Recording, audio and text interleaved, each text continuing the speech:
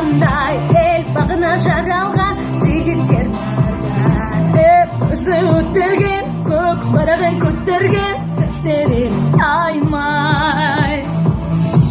Сынақтан ес түскен деген ұран өткен батыр бабасын дұшпанға дабыс бермеген жан аямай қорғап даласын тұлғалары биік қалған атақ жолы ұстап қалған жұлдыз болып көктен жанған азат